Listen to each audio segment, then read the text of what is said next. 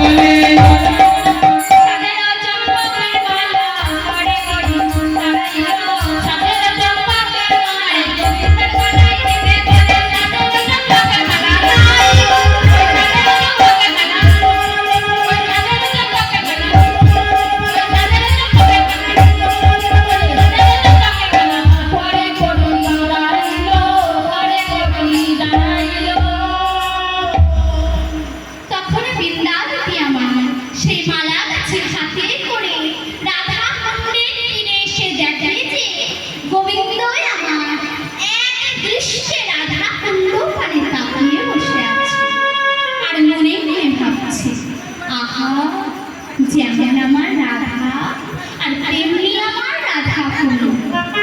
রাধা কুণ্ডের দিকে তাকিয়ে বসে আছে আর সুবলের শাখা তার পিছনে দাঁড়িয়ে আছে।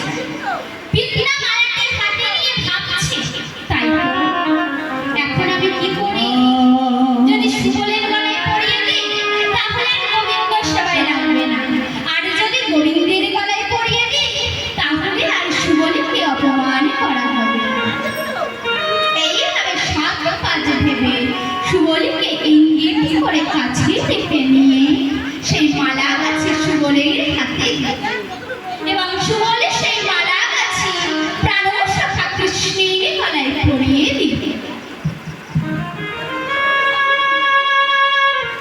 আর যেই সেই মালাটি পরিয়েছে অমনি শ্রী গোবিন্দ আমার বলেছে, সুবলের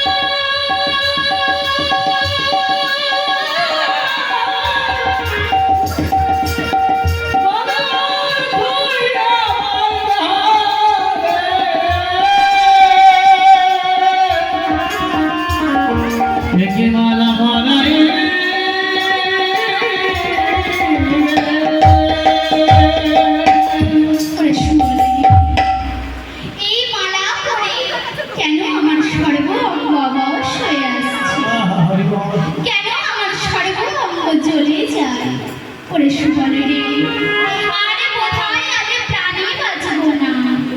এই বলে অমনি অচেতন হয়ে মাটিতে পড়ে গেলেন। তখন সুবল আমার ভাবছে, তাই তো একই হলো, এই মানা পড়া মাত্রই প্রাণের সখার কেন এমন হলো? তবে কি এই মালাই কোনো বিশদ হরিণীর আছে? কিন্তু কই, আমি তো কিছুই দেখতে পাচ্ছি না। তাই সুবলে দেখছি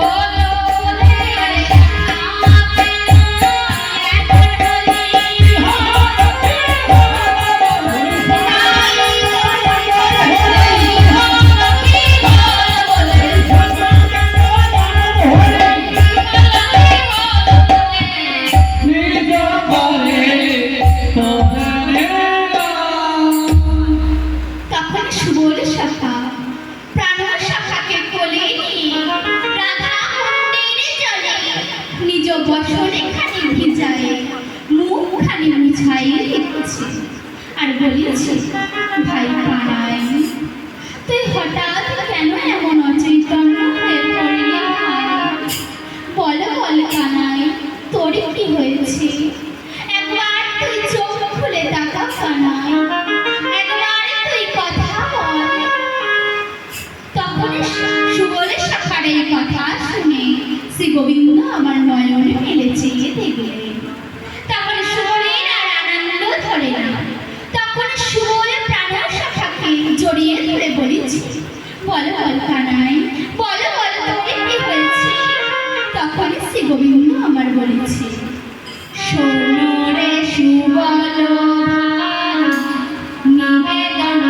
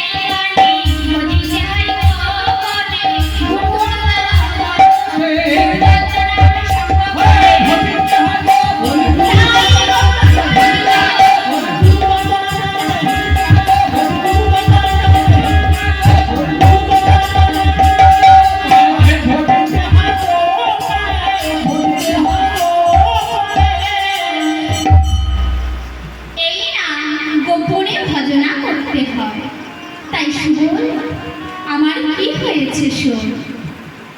গাঁথিয়া চম্পকের মালা মোর গলে গাঁথিয়া চম্পকের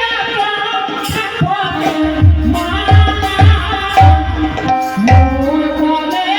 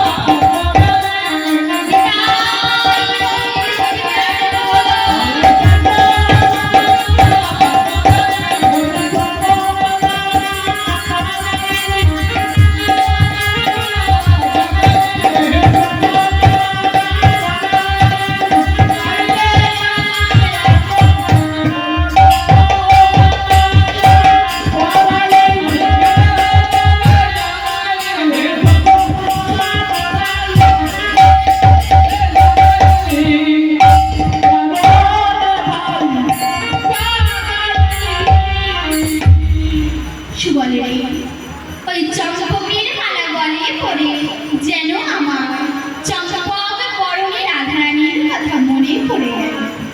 তাই তুই যদি আমার রাধাকে এনে আমাকে মিলাতে পারিস তাহলে চিরজনমের মতো আমি তোর দাস হয়ে থাকবো। একই কথা বললি ভাই, সমস্ত দেবী দেবী গন্ধর্ব কীর্তন দিবারাত্রি যার পদধ্যান করে সে হবে আমার দাস। না না, এমন কথা তুই কখনো বলিস না ভাই। তার চেয়ে আমি কি বলি জানিস? আমি বলি যেন চরণে ছাড়া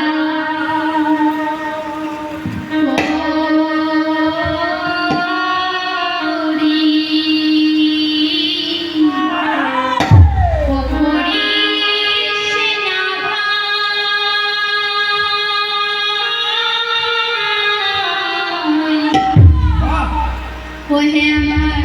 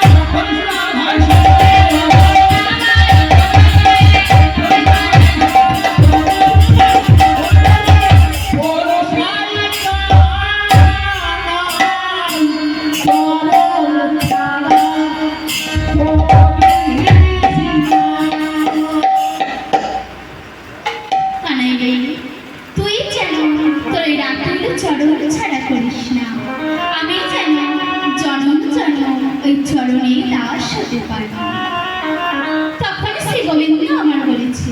ওরে সুবল রে, তাহলে কি করতে হবে শোন। সেই যাওয়ারে গ্রামে অর্থাৎ মাল্য রাজার রাজবাড়িতে আমার প্রাণে প্রিয় তোমার রাধারানী আছে।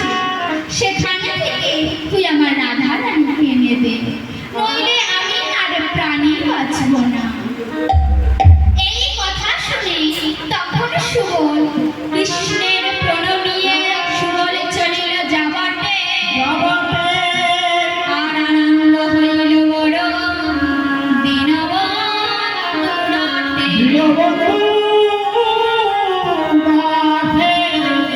দে দে কানাই, তোর ওই চরণ খুলে আমাকে দে, আমি যেন ওই গহনে মনে রাই কানুর শনে তোদের মিলন ঘটাতে পারি। এই বলে কৃষ্ণের প্রণমিয়ে সুবলে চলিল যাবতে। তাই ধাওলো আওলো যাবত মাছ চলিল পথে।